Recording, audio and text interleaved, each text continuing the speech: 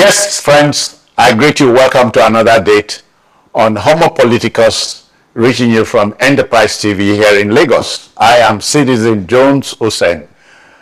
You know, today we leave our shores and talk about the 2024 United States presidential election, close race to the finish line. Well, an election is a national event, a formal group decision-making process by which a population chooses an individual to hold public office. Representative democracies across the world use them to forge a way forward. In Uncle Sam's country, that is the United States of America, it is time for the 60th quadrennial presidential election slated for Tuesday, November 5, some 6 days away.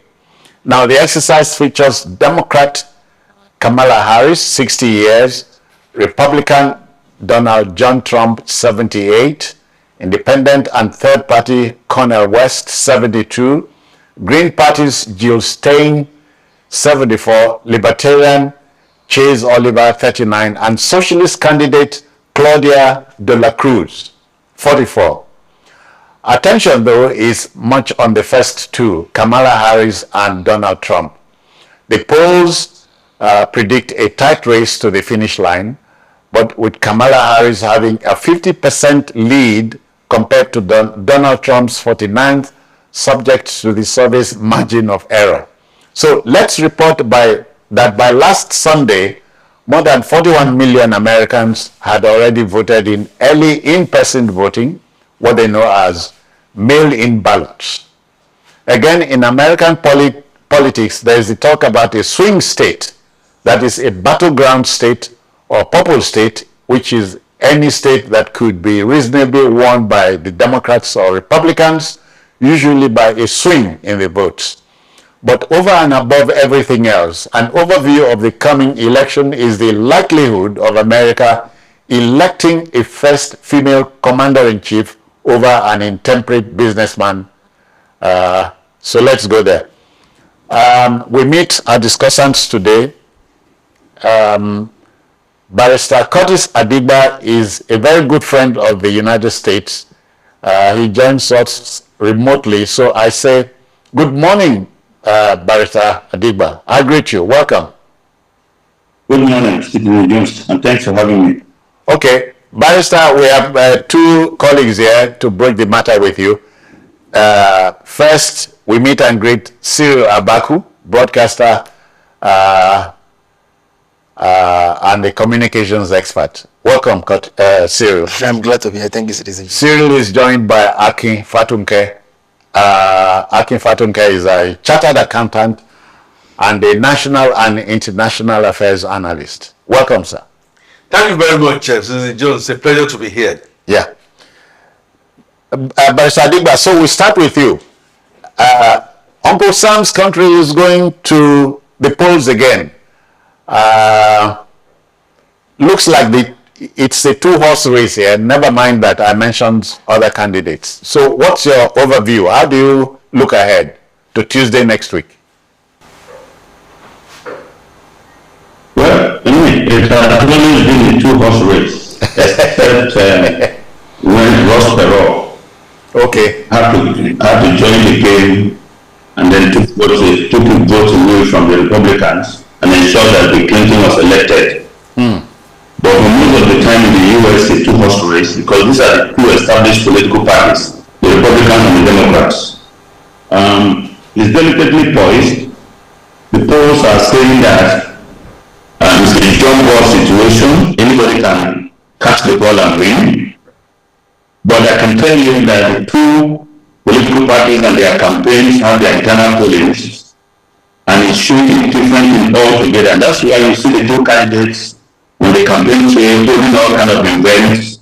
Last night, Kamala Harris was at the place where that was the place Donald Trump had addressed his supporters before they went to attack the Capitol. And she wanted to draw a clear contrast between her vision to America and that of Trump.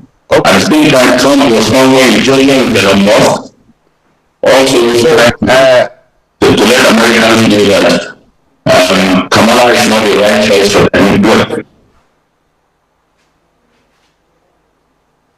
Hello? Okay. Hello? So, Akin, we are likely to have a tight race. That's going by what Barrister Adigba has said.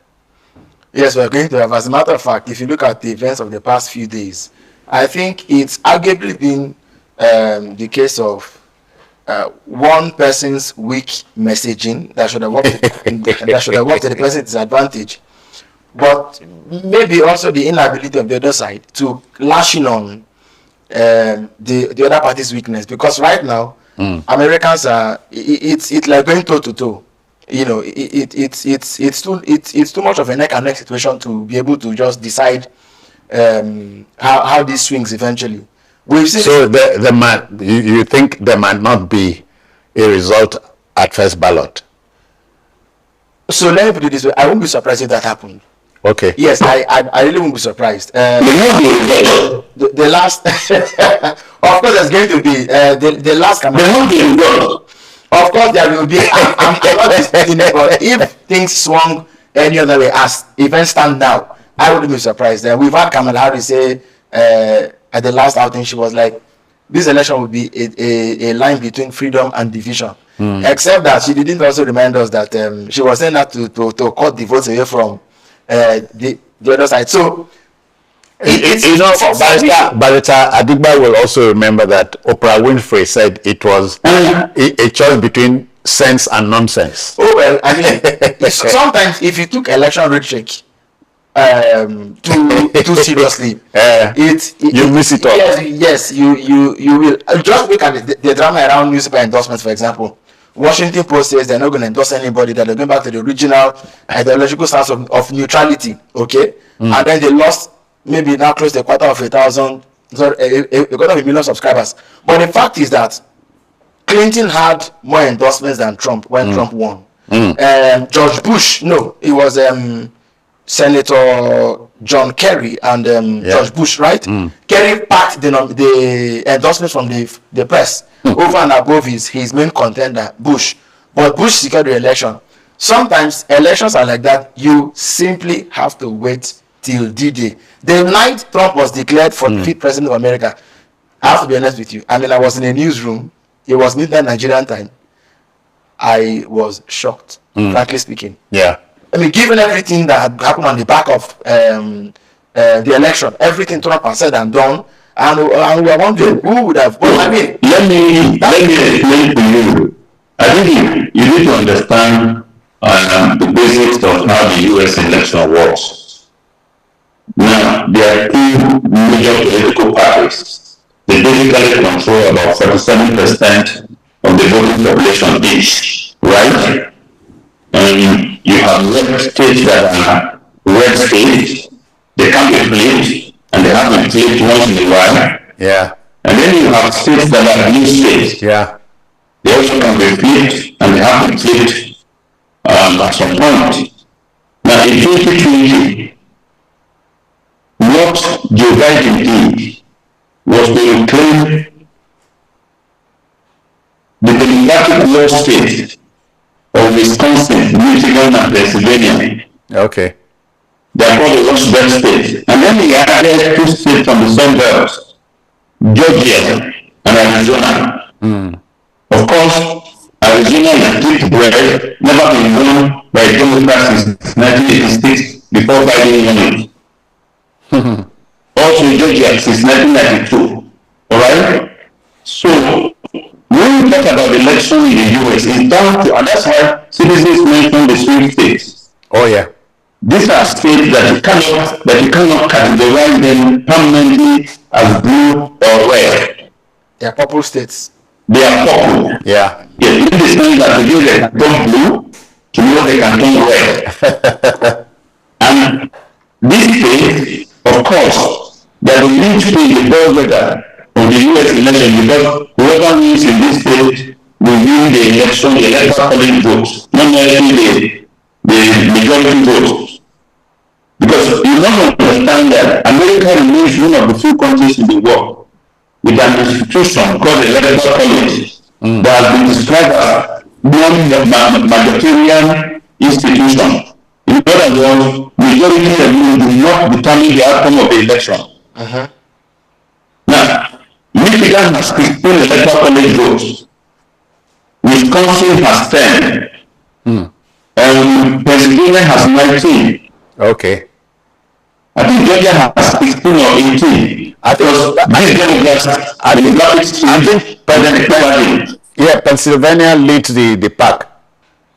So what is going to happen here is that if you look at the red states that are big things for Trump, you are talking about Texas with the biggest. I think Texas has about, until recently, Texas was about, but again, I know that they two votes, 2 electoral college votes because of the movement. Now, California used to be 55, they are now 53, they lost 2. Okay. Now, when you look at the states that are red, you have Texas, right? You have Montana, Idaho, Wyoming, all these states, North Carolina that is a swing state now used to be like red, okay? Ohio and all that. When you talk about blue states, you're talking about New York, you're talking about New Jersey, you're talking about California, These are states that if you are a candidate on the Democratic ticket, you take for granted. But sometimes you are called upon to defend them. Just like what you see from being in New York to hold a rally at Madison Garden Square, right? Yeah. Madison Square Garden. Yeah. Just like you was also in California recently. All the attempts you see that Trump is not to win this state. It is basically to show up his vote count. Because even the elections that he won in 2016, he lost majority vote by 3.5 million to Hillary. So this is basically when you hear about the swing states, is that because these states are not permanently aligned to any political party, but they have voted, for instance, Obama won in Pennsylvania twice. All right. He also won in Michigan and Wisconsin. But Hillary lost to 3. That total vote of 108,000 only. But you know that from New York alone, she beat Trump by almost 1.5 million votes. Woo. That's why Trump ended being the president because of the electoral college. And that's why you see all the candidates pouring in so much money in these 7 states. The 7 states are Wisconsin, Michigan, Pennsylvania, Nevada, right? Georgia, what do you think? North Carolina. All right. And then I think the last one is Arizona. Okay. 7 states. Akins, please. The man on the street would always ask, is America ready for a female commander-in-chief?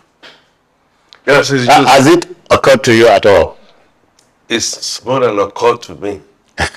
And for the life of me, if you want to turn this into a game of chess, in terms of competence, in terms of capacity, in terms of a consciousness of humanity, one ordinarily would have thought that a Trump would find it difficult to even be doing a neck-to-neck. But that is not what we find. Oh yeah. In America, Curtis, yourself, and Cyril kept on talking about swing states. Yes, I think I agree, absolutely. So what swings them? Something must swing them. It could be an act of God, okay? It could be something that somebody goes to press his finger on the atomic bomb, something like that. As far as it's not so much infrastructure. Or at the end of the day, deep-seated animosities that just refuse to break the glass ceiling. Glass ceiling, yeah. The question, yes, is America ready for a female president? Not Hillary was there. Was almost close. Except that she was not able to get through the electoral college. And I hear she won by popular votes, but lost at the college. no, She did.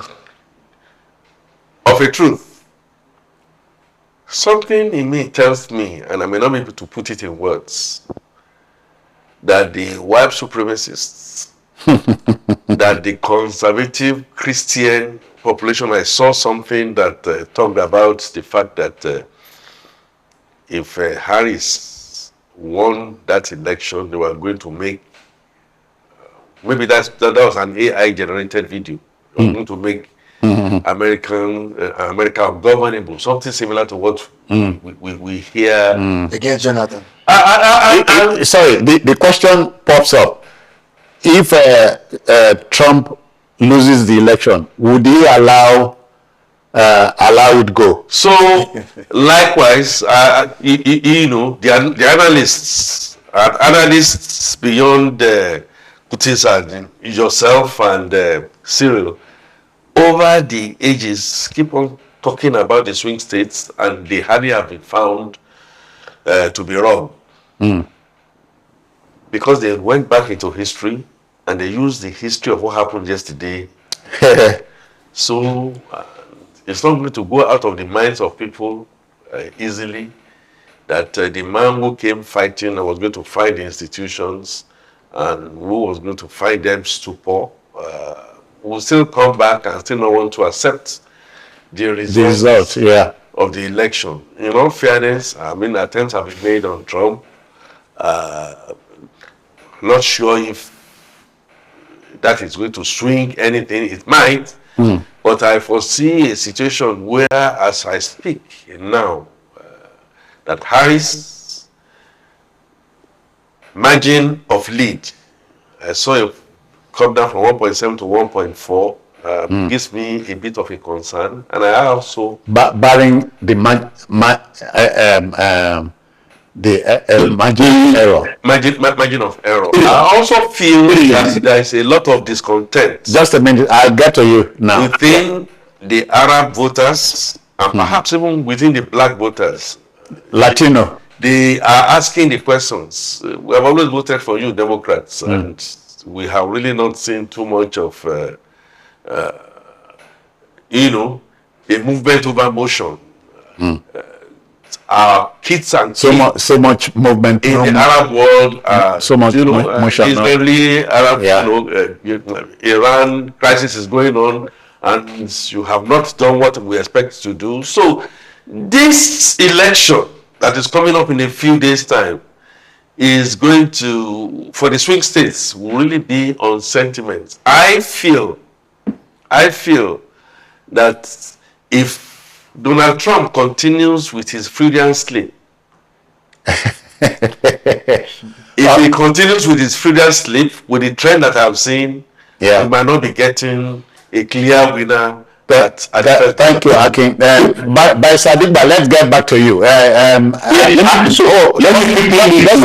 Just a minute. Akin is talking about a Freudian slip, but I am looking at everything he has said, counterbalancing it with Trump's intemperance, his language, because Trump wants me and you, Curtis, to believe that he is the best Republican since sliced bread, you know, but he keeps making these slips. That's not exactly what Trump's problem is. Like I told you, there are big voters in the United States. There's nothing you do that make them change their votes. Trump told you he can stand in Madison Square Garden, shoot someone, and he will not lose a single vote. And the reason is simple. Most of Trump's supporters are those who feel left behind by the system. And they are also those who are suffering from the cultural anxiety that has been a long thing in the US in the last 15 to 20 years. The Pew Research Institute data suggests that by 2030, white Americans will become minority in their country. That Trump will be kind, will be unifying, they will tell you, let Trump be Trump. Now, Trump can be lawless, he can say whatever he wants to say. It doesn't matter. But they also expect Kamala to be flawless. Kamala will go and do an interview, and people will pick the things he said from there and start attacking him. But they also don't care that Trump will not even attend the same interview. You understand what I'm saying? So they are not writing the same exam. But here is the reality. The American society that voted, that the evangelicals and the so-called conservatives, all right? Because if I tell you the truth is that we don't have time on this program to begin to discuss some of these things. The thinking out there that, if you are conservative, you have the good values, and if you are a Democrat, you are an evil. Like someone told me, all Democrats are sinners because they are baby killers. And I have to take time to explain that not all Democrats are righteous, and not all Democrats are evil, and not all Republicans are righteous. Yes. It's either you are pro-life or you are pro-choice. That is an abortion, right? But you have Republicans who are conservative in terms of the size of government. But when it comes to culture, they are liberal. That's why you have voters who are Republicans that voted for Obama, and they are called Obama Republicans. You then have Democrats who voted for Ronald Reagan against Jimmy Carter, and they are referred to as Reagan Democrats. So it depends on what the issues are at some point for them. For instance, in this election, the working class, most of the working class, and majority of them men are supporters of Trump because they believe they like him the way he does his things, he thinks his things, the vulgarity. It doesn't matter that here is a man who has been convicted for sexual assault, who has been convicted by his peers on 34 counts for paying us money to a porn star. It does not matter that this was the man who paid 25 million fine for running a fake and voodoo university.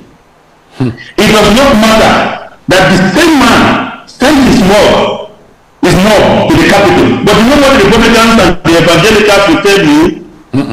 They will tell you that God can use anybody and God is using Trump. But God cannot use others.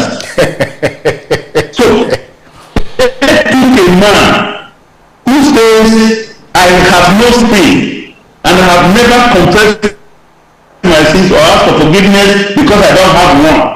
A central plank of the Christian faith, and they say is their king.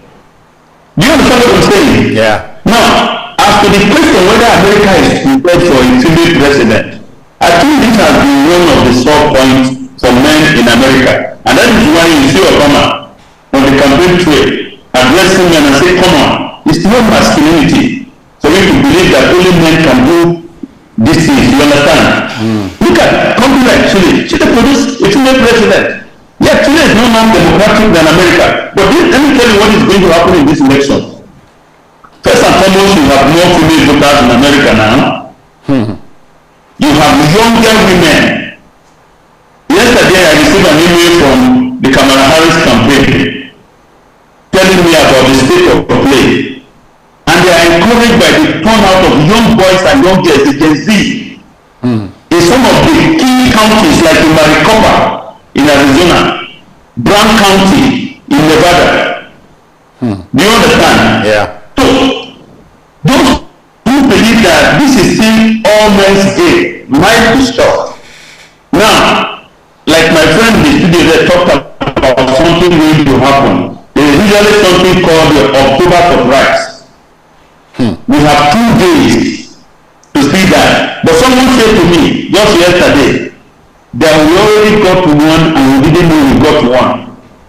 And that was the comment made by one of the guys who attended Trump's rally in New York Wednesday when he described Latinos, especially those from Puerto Rico, as a garbage floating on the street. Garbage island.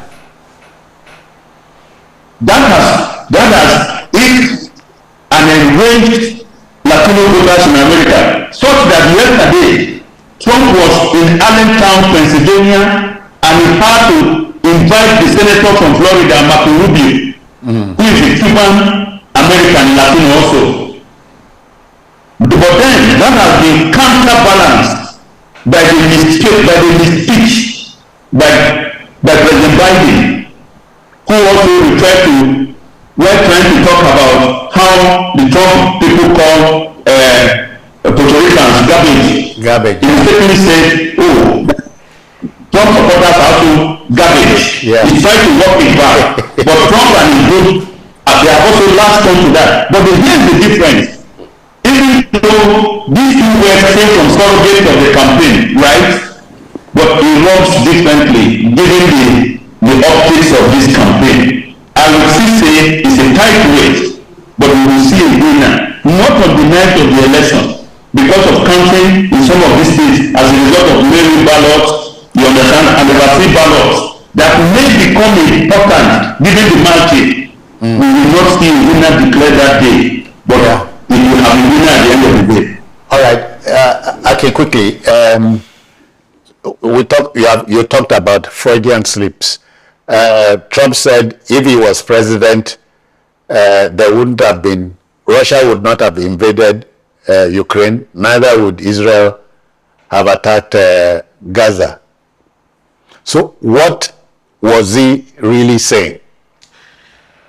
He was saying the typical Nigerian way of politics being go out there, go say something and just see whether it's going to swing the hearts In your favor. and minds of men. And please don't forget, there are men and there are boys.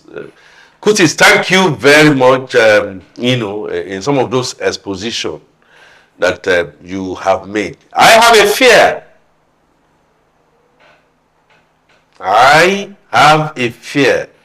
What's this fear? And my fear is that after all said and done, I might get a political byline in the next few days. I don't know how that is going to swing. Americans, go take back your country. From Well, okay, Curtis has said from immigrants, from people and all that. America, go take back your country. Or something similar to... From who? yeah, I'm interested in knowing. From the white supremacists, for which I know that Trump is championing. And up. And up. The blood of immigrants, not necessarily in this words, the blood of immigrants are going to be used to soak baboons or whatever it is and stuff like that, If somebody comes out and tells me that it will not happen in America, I will quickly remind them of some of the things that happened at the last election. I am, for the life of me, yes, the Americans should go ahead and do what they need to do. Yeah, except my counterpoint at that point is this.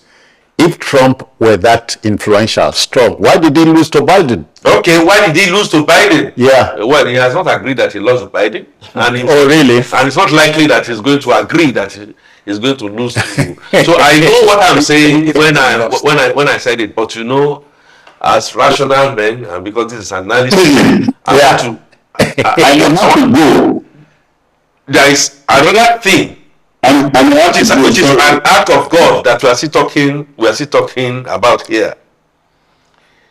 I have a feel that the Arab Americans are not happy with the Democrats.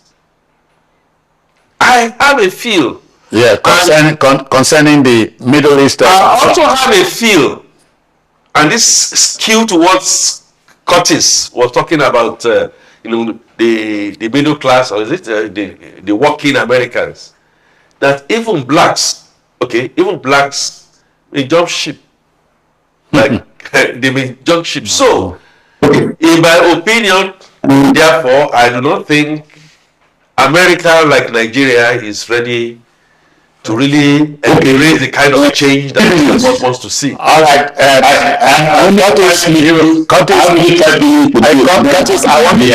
Curtis, I want you to take it home now.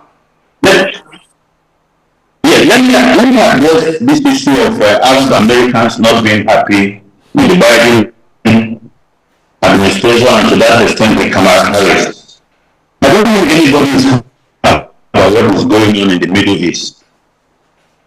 But let's not forget that a group of people by the name of Hamas, first of all, attacked Israel. Yeah, that's true. And what Kamala Harris and Joe Biden have been saying is that Israel reserves the right to defend itself, but Israel must avoid collateral damage as far as women and children are concerned. Now, as I said this to people, if you are a Muslim in America and you have forgotten the fact that it was Trump who signed an executive order on the one said he was banning all Muslims from coming into America.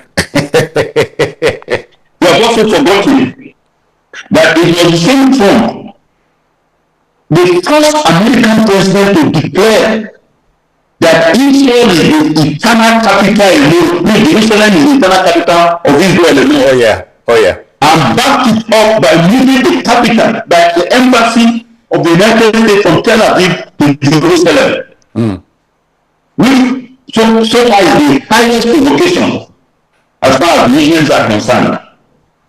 Now, you cannot put that side by side with someone who is saying Israel have to stop. In fact, there was a time that the Biden administration stopped arming Israel to defend itself.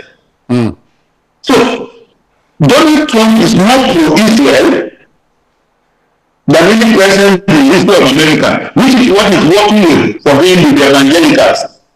And for the Muslims to think that Trump will support them more, do you understand by sitting out the election or not voting against Trump, we will wait and see what happens to them.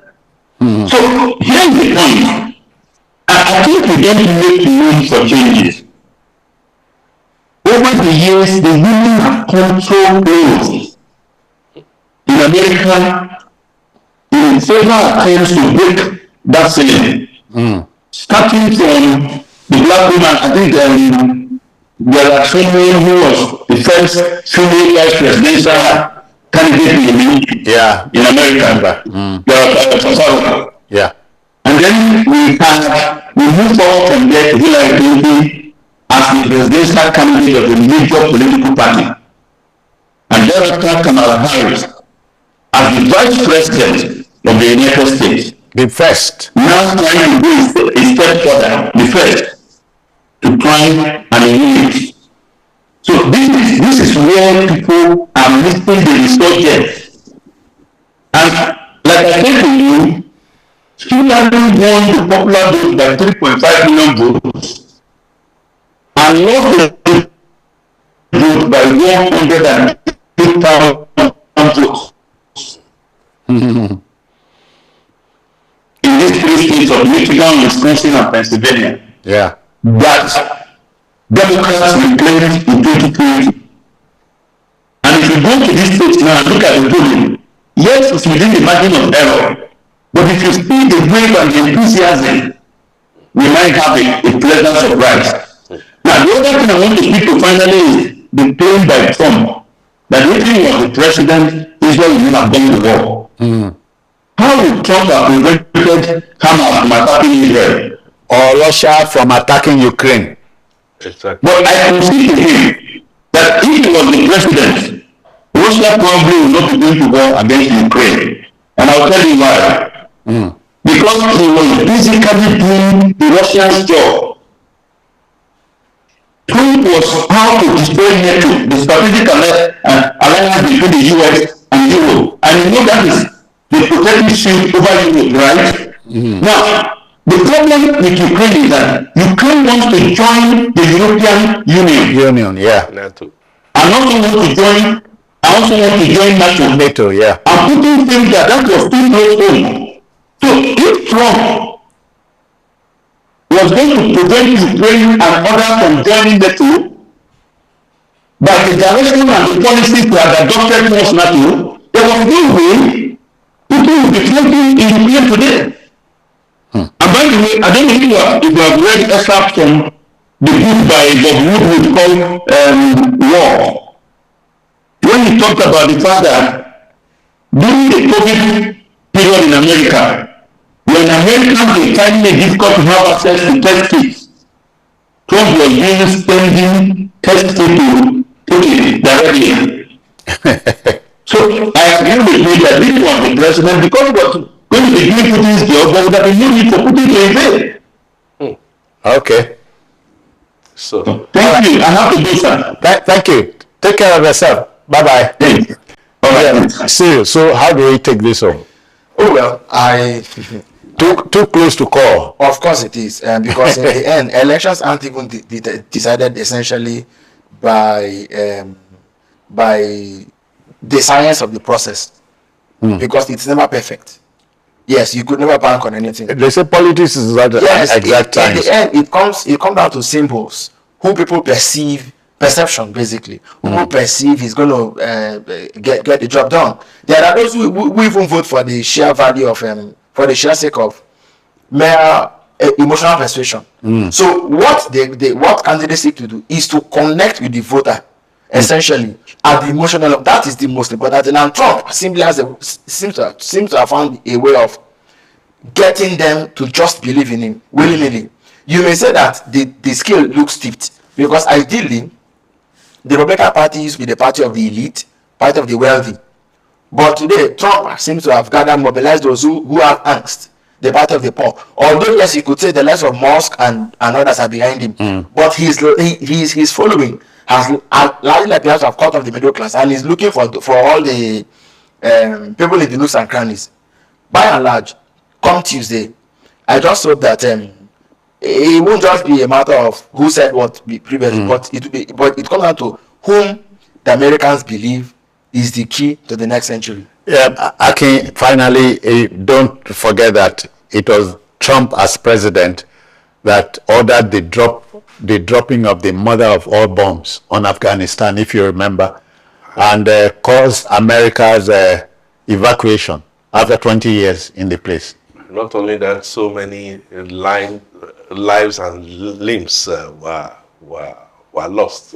But again, Cyril and Curtis swing so highly, and they should, on the age of reason, i.e., the average American is so highly... But you cannot talk about reason without mentioning rhyme and reason. I'm looking at the rhyme.